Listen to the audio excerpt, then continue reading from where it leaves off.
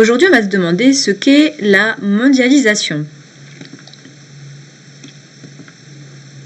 La mondialisation, c'est le processus par lequel toutes les nations sont devenues interdépendantes et le processus qui a mis fin à toutes les frontières, qu'elles soient physiques, qu'elles soient aussi géographiques et qu'elles soient caractérisées par l'impossibilité pour les hommes, pour les marchandises et pour les capitaux de franchir les frontières.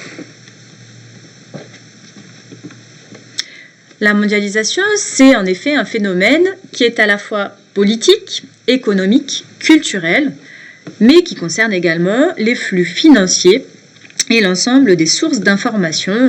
On peut le voir aujourd'hui avec toutes les sources, vérifiables ou non, auxquelles on peut avoir accès tous les jours.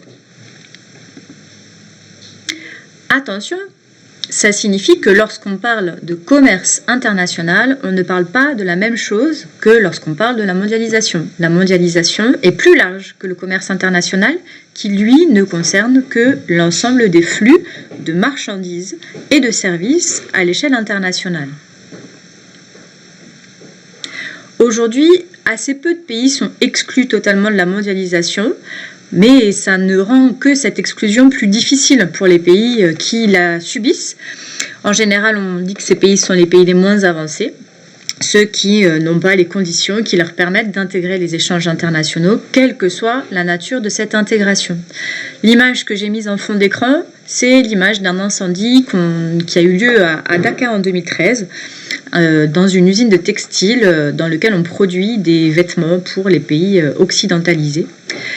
Et puis, autre chose, concernant la mondialisation, évidemment, tout le monde n'est pas gagnant, ni les pays. L'ensemble des pays n'est pas gagnant de la mondialisation, ni à l'intérieur des pays, l'ensemble de la population, puisqu'on a un certain nombre de personnes qui subissent la mondialisation.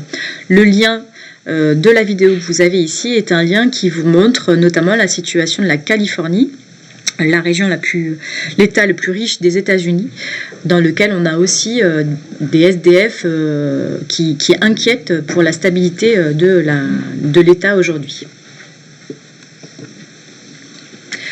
Enfin, alors ça fait écho avec votre cours d'histoire-géographie, la mondialisation se concentre au sein de la triade et des pays émergents. Alors, on a des BRICS à l'intérieur de ces pays émergents, mais tous les pays émergents ne sont pas les BRICS, évidemment.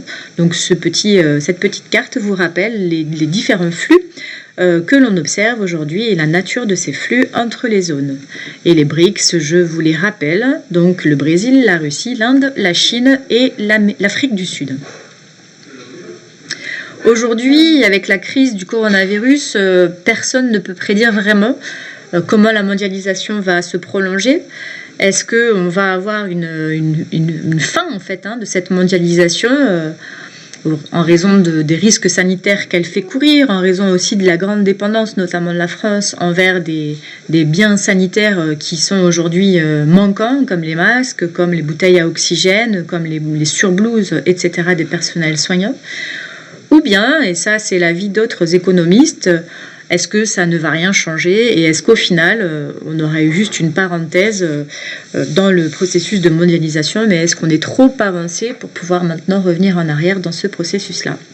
Voilà, j'espère que vous avez bien compris la différence notamment entre mondialisation et commerce international, et à vous de jouer maintenant pour me rendre un travail qui pourrait vous permettre de réviser les notions du programme.